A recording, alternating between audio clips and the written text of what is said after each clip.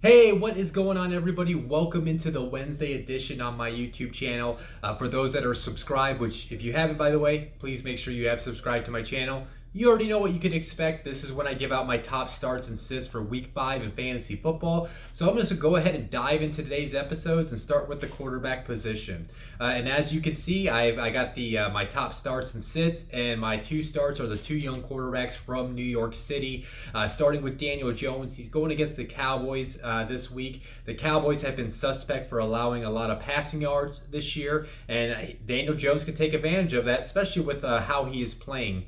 Thus far in the last 2 to 3 weeks, he's been able to showcase his arm, and he's been able to start to develop some chemistry with some of his weapons on the offense. And it does help that Saquon Barkley looks back, and he can easily dump off a ball to Saquon Barkley, as we saw last week against the Saints, and he can take it to the house. So, and another thing, guys, I got some data points on my starts and sits, every week.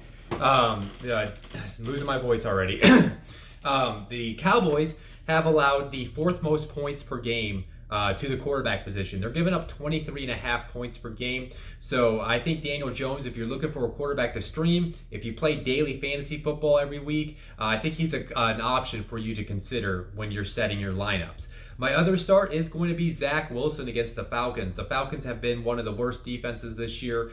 They're giving up a lot of yards. Isaiah Oliver, their slot corner, just got placed on IR, so they're going to be out without one of their top corners on the roster for the rest of the season. And Zach Wilson is coming off a game where he just led the New York Jets to a victory. He showed some good things, and he can build his confidence into another good performance against the Falcons defense this week.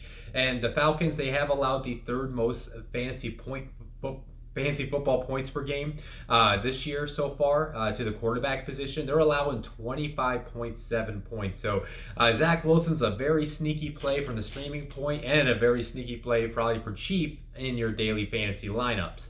My sits of the week: Baker Mayfield against the Chargers. As we have been seeing, the Chargers defense has been playing very good. They're understanding how to cut out the strengths of an offense. And Baker Mayfield, he just hasn't really performed at a high level over the last couple of weeks. And on top of that, the Chargers defenses are allowing the 4th lowest points per game to the position. They're only giving up 14 points per game. So if you got a better option than Baker Mayfield, I definitely would do that. I would consider a Daniel Jones or a Zach Wilson over Baker Mayfield this week.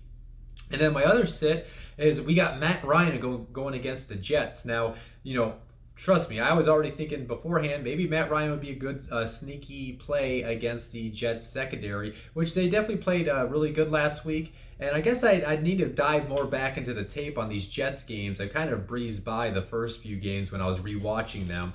But I did see some good things out of that defense this week. And that Jets defense, has actually allowed the 5th lowest points per game allowed to the quarterback position. They're only giving up 14.3 points. I do think I am going to cover this here in the next section. I do think that kind of plays into the fact that their defense has been allowing a lot of points to the running back position.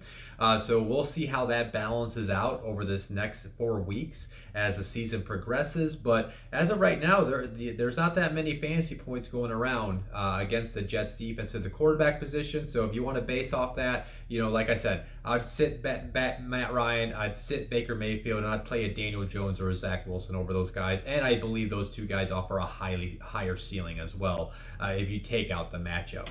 And then going ahead and moving on to the running back position with my starts, to go ahead and kind of carry that over what I was just talking about with the Jets. I would actually start Mike Davis against that Jets defense. Now, I know Mike Davis has been a very disappointing player for those that have drafted him. Trust me, I got him in one of my main fantasy football leagues this year.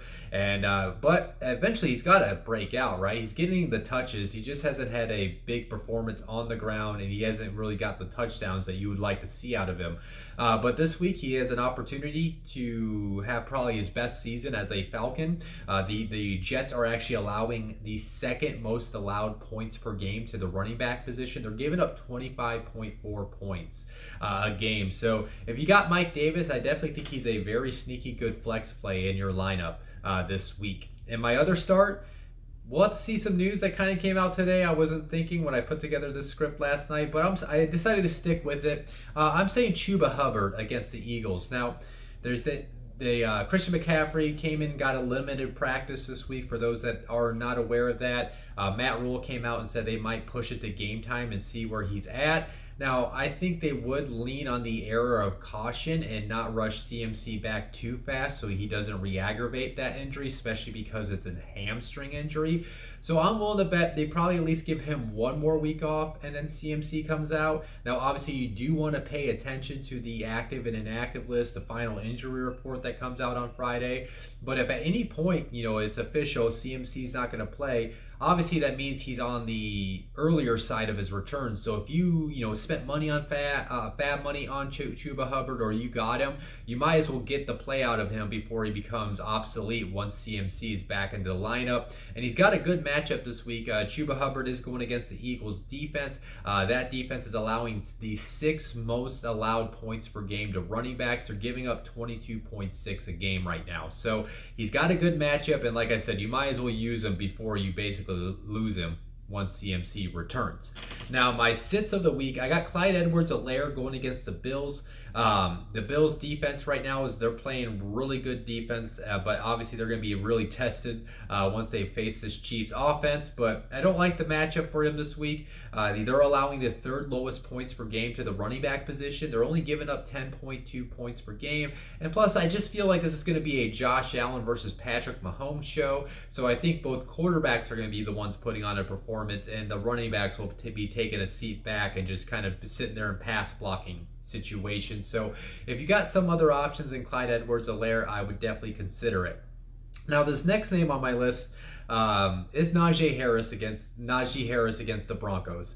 I will say this is one of my plays I'm doing this week where I understand why you play him. You probably drafted him in either the late 1st to 2nd round. He is getting involved in their passing attack, but I mean that rushing attack is non-existent at this point. And so if you do play him, I understand, but so this is more of a be very cautious that don't enter the matchup with Najee with low expectations if you start him. If you have other options, I would consider it, because the Broncos right now, they're allowing the lowest amount of points per game to the running back position. They're only giving up 7.7 points per game, and then you're talking about all the problems that the Steelers offense is having right now. So, I mean, if there was any week to avoid playing Najee Harris, I think it would be this week. So those are my running back starts and sits. We got Mike Davis against the Jets, Chuba Hubbard against the Eagles, and then we got the sits as Clyde Edwards-Helaire against the Bills, and then Najee Harris against the Broncos. Now I'm going to go ahead and move into the wide receiver starts and sits for the week. We got as you can see, my starts are two different pairs of wide receivers, so might as well go ahead and dive right into it. I would start those Jaguars wide receivers. I know there's a lot of turmoil, to say the least, going on in Jacksonville with Urban Meyer's actions this past weekend, but you can't ignore what the Trevor Lawrence and that offense were able to kind of do last week against the Bengals, and they showed that they are kind of getting in a groove, kind of Trevor starting to figure things out. The game starting to slow down for him, and that makes me think that I think we could see a big game out of Marvin Jones and Laviska Shenault this week. On top of that, DJ Chark fractured his foot, so he's out for the foreseeable future. So that's more targets to go to Shenault and Marvin Jones. And then the best thing about it is they're going against the Titans defense right now, who's allowing the most points per game to wide receivers this year. They're giving up 36.2 points. So there's an opportunity for both of them to put up a good performance. So if you have Marvin Jones, you have Laviska Shenault, I definitely would consider sliding them into your lineup this week. My other starts I'm going with is going to be Jalen Waddle and Devontae Parker against the Bucs this week. Now, my reasoning on this is same type of thing with the injury. I was kind of mentioning last night when I talked about Devontae Parker as a waiver wire pickup, is Will Fuller broke his finger. They placed Will Fuller on IR. So Will Fuller is out for the next 3 weeks. So again, that's more targets for guys like Jalen Waddle and Devontae Parker now that he's on the sideline again. And on top of that, they are going against the Bucs, who have allowed the second most points per game to wide receivers. They're giving up 34.1 points per game. As I kind of said last night when I was talking about Devontae Parker, they're probably going to get blown out by the Bucks, more than likely, right? So as we saw last week, when the Colts got up to 20-3 on to the Dolphins, that got a pass-happy offense. That's how Devontae Parker had a good performance, and I could see Jalen Waddle taking the top off this Bucks defense with his speed, especially with how banged up that secondary is right now. It sounds like they're going to be still missing Jamal Dean, Sean Murphy-Bunting, and Carlton Davis, and I think Antoine Winfield got banged up too last week. So it's a secondary that's banged up. I could see this being a lot of garbage points opportunities. So if you got Jalen Waddle and Devontae Parker, I would definitely consider playing them this week. And my other sits, carrying this over kind of from the Baker Mayfield sit, is Odell Beckham Jr. against that Chargers defense. I already talked up the Chargers defense, but one thing they're doing too is they're eliminating good players and offenses. So they're probably going to try to figure out a game plan to eliminate Odell Beckham. Baker, like I mentioned, Baker Mayfield's playing at a low level where you kind of can't trust this situation right now. And then on top of that, that Chargers defense is allowing the second lowest amount of points per game to wide receivers right now. They're only allowing 14.8 points per game. So if you got a different option than Odell, I would definitely consider that. And while you kind of wait and see this Odell and Baker Mayfield situation figure itself out, and then you can take the fruits of that later on in this season. And then my other sit is Brandin Cooks against the Patriots. You're talking about a rookie quarterback, Davis Mills, going against Bill Belichick. We saw what Bill Belichick did, right, to Zach Wilson a couple weeks ago. I think that's the game Zach Wilson threw 4 interceptions. So Zach Wilson is way more of a talented quarterback than Davis Mills. So this is a situation I would completely avoid with Brandin Cooks. On top of that, the Patriots are allowing the 4th lowest amount of points per game to the wide receiver position, only giving up 17.7 points per game. So if you got a different option you could put into your lineup over Cooks, I would do it. So again, my starts for the wide receiver position: Marvin Jones and Laviska Shenault against the Titans, Jalen Waddle and Devontae Parker against the Bucks, and then my sits are going to be Odell Beckham against the Chargers and then Brandin Cooks against the Patriots. Now let's go ahead and get this wrapped up with the tight end position for you guys and get you out of here. My top starts. Yeah, I'm going to put a Colt on there. I'm going to take I'm going to go ahead and say this with Mo Alley Cox. I debated it because I'm going to go ahead and say this, like, the Colts tight end situation is always hard to figure out in fantasy underneath Frank Reich, because one week it's Mo Alley Cox, next week is Jack Doyle. In the past, like last year was Trey Burton. This year they got Kylan Granson, the rookie, who was more involved this past week as far as play time, but he didn't get up his stats. So we'll still have to see how his situation plays out. But Jack Doyle's banged up with his back injury. He only played a handful of snaps against the Dolphins. So I think with the Mo Alley Cox coming off that big 2-touchdown performance, if I'm Frank Reich, I'm trying to get him and Carson more involved in this matchup. So I think Mo Alley Cox could be a sneaky streaming play and a sneaky daily fantasy play this week. And then on top of that, you look at the stats. The Baltimore Ravens surprisingly have allowed the most points per game to tight ends this year. They're giving up 13.2 points per game. So this could be a sneaky play for Mo Alley Cox on Monday Night Football against that Ravens defense. My other start, I think this is a time you can maybe gamble on one of the New England tight ends. Hunter Henry, Jonnu Smith against the Texans. The Texans have allowed the second most points per game to the tight end position, allowing 12.9 points per game. We saw Hunter Henry get into the end zone last week against the Bucks, where maybe we're starting to see this these tight ends starting to get uncomfortable in their roles within that scheme.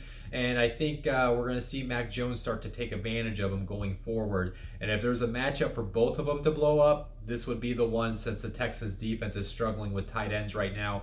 So if you got Hunter Henry, you got Jonnu Smith, I would consider streaming them in your lineup this week. Now my sits, I'll start with the more obvious one, and then I'll move to the one you're like, whoa, Cody, what are you smoking over there?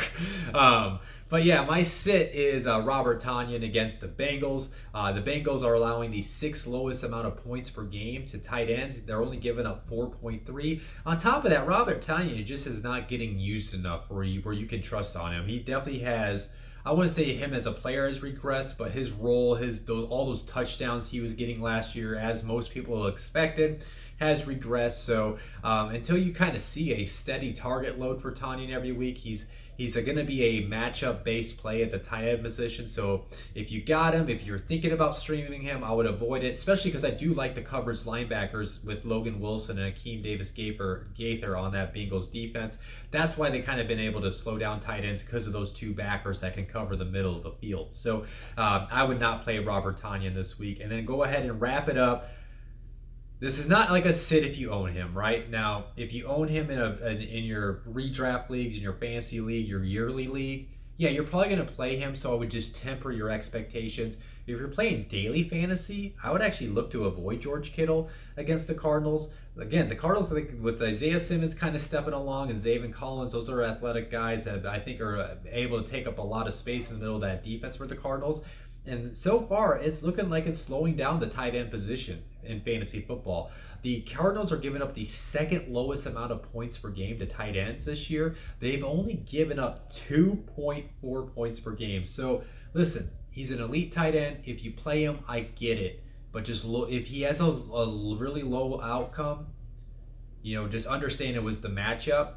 But yeah, like I said, if you play daily fantasy, I wouldn't go for that name value in George Kittle this week. So again, my starts: Mo Alley-Cox against the Ravens, Hunter Henry or Jonnu Smith against the Texans. My sits: Robert Tonyan against the Bengals and George Kittle against the Cardinals. So yeah, that's my video for you guys this week. As always, if you like the video, hit the like button. If you have not subscribed to my channel, please subscribe to my channel. I want to see that number go up. It's been stalling over this past week. Let's try to get to 30 subscribers for the week. And then on top of that, as always, if you have not looked into the Prospect Encyclopedia, go to prospectencyclopedia.com. It's a project I'm involved. It's a great product for you to read. It has a top 22 prospect list for all 32 teams.